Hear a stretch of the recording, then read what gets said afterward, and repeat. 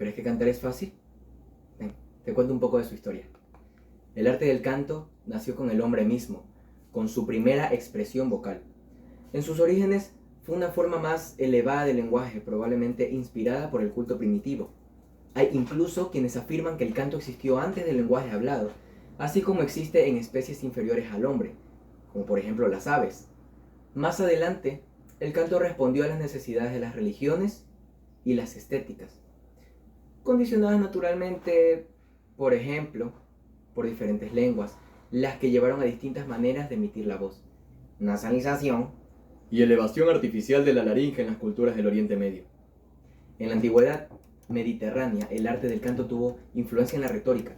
En Grecia, los discursos debían ser rendidos en un determinado tono. Para la tragedia y comedia griegas, se necesitaban cantantes formados, que, junto con el drama, ofrecían secciones cantadas. El aporte más importante de la Iglesia Católica al arte del canto es, posiblemente, el canto litúrgico, y su desarrollo polifónico en siglos posteriores antes de concluir la Edad Media. A fines de este mismo periodo en Europa aparece un tipo de canto profano que se podría denominar de arte y que practicaban los trovadores. La improvisación libre del siglo XVI sentó las bases técnico-vocales para el amplio y diferenciado desarrollo que tuvo el arte del canto a partir de 1600, con el florecimiento de la ópera, el oratorio, la cantata y el aria. En ese periodo, en el cual el canto tuvo un desarrollo musical tan grande, la principal preocupación era la expresión y la comprensibilidad del texto. El virtuosismo vocal se desarrolló a la par con el instrumental, y sus grandes cultores fueron los castratis, con su enorme habilidad en la ejecución de coloraturas. La palabra coloratura viene del latín color, y para efectos musicales significa adorno u ornamentación. Es un término muy utilizado en el canto para designar el conjunto de trinos, escalas, grandes saltos y demás virtuosismos vocales. ¿Qué son los castrati?, preguntarán. Pues los castrati, de la palabra italiana castrato, que significa castrado, eran niños cantores sometidos a la operación de castración, en la que eliminan los testículos para no producir hormonas sexuales masculinas y conseguir que estos conservaran su voz aguda a la hora de entonar melodías. Algo un poco oscuro, pero bueno. Recién el nuevo dramatismo del clasismo restauró la relación original entre música y declamación y reemplazó al castrato por el cantante dramático, así como permitió la integración de las mujeres que fueron excluidas del canto desde el siglo VII por la Iglesia Católica. En el siglo XIX apareció la canción artística Light contre Light, la que con sus exigencias técnicas y expresivas enriqueció el arte del canto. En el arte vocal francés, en todas las épocas, el acento estaba puesto en la declamación de la palabra.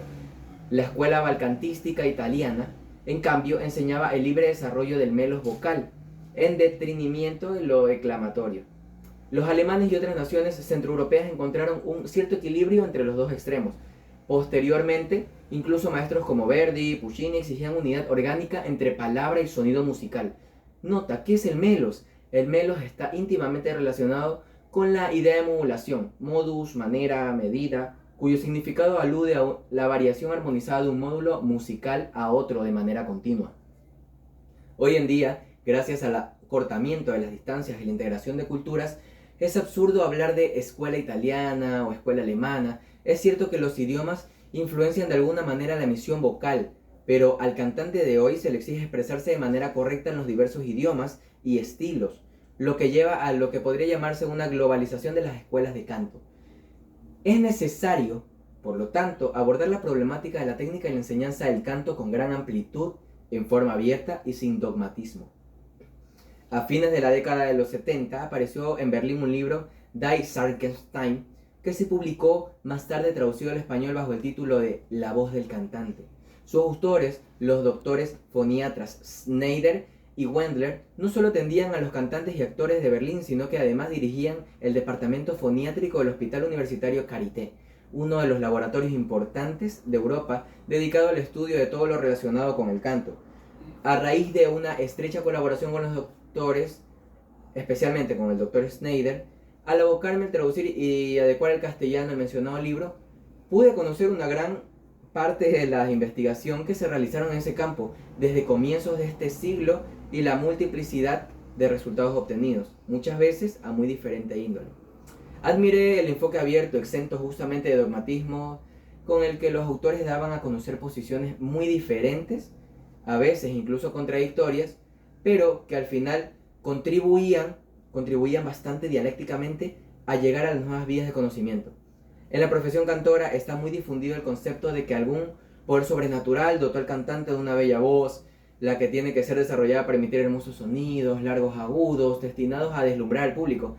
Esta malformación es fomentada por muchos teatros de ópera y desde luego por la publicidad de las empresas fonográficas. Lamentablemente, también por algunos profesores de canto.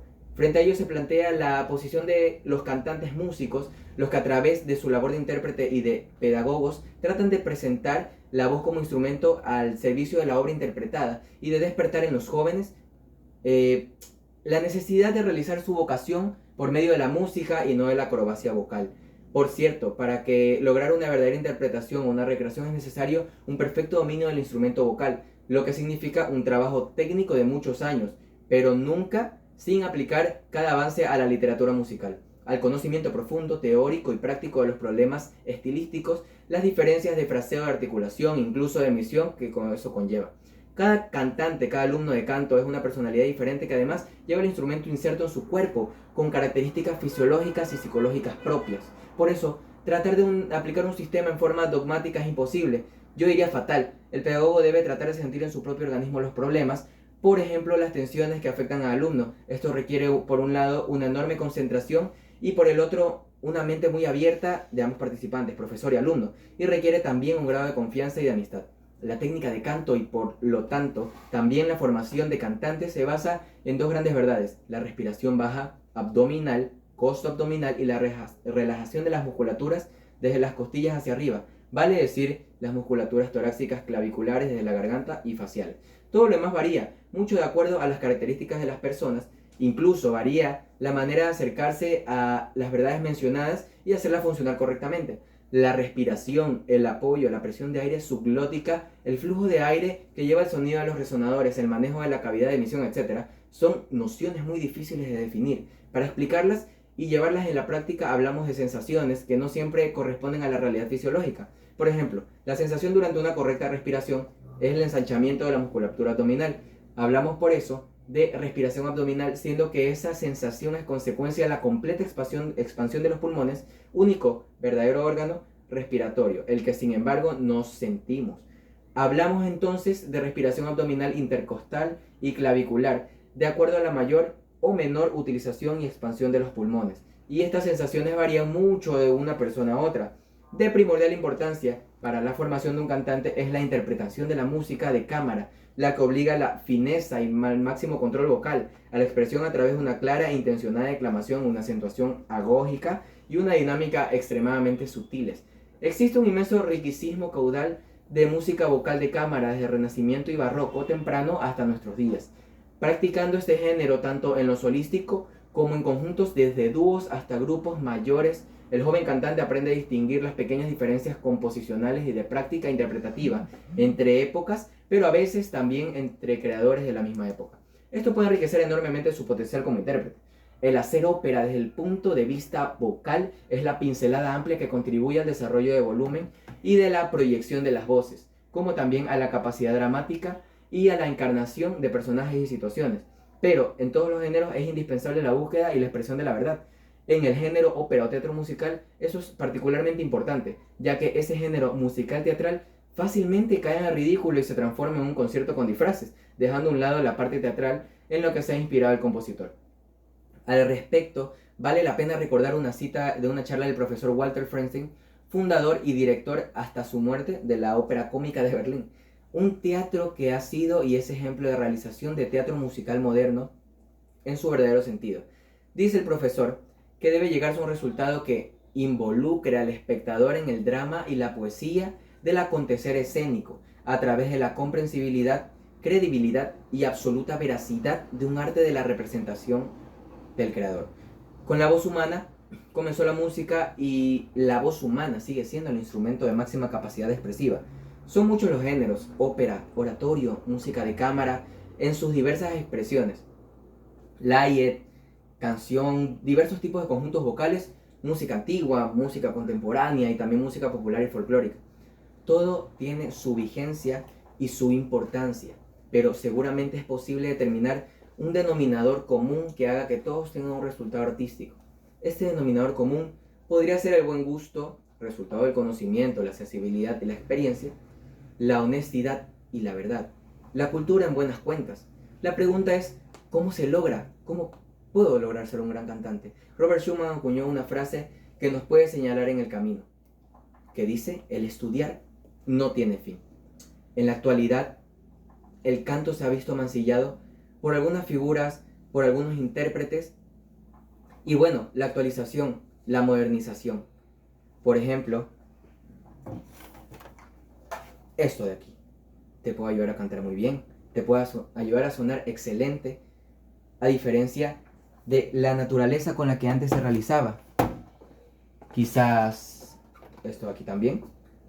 Potenciar el volumen de un micrófono, arreglártelo con diferentes hardware y software, incluso de música en vivo. Pero bueno, ya saben chicos, si quieren cantar hay que prepararse.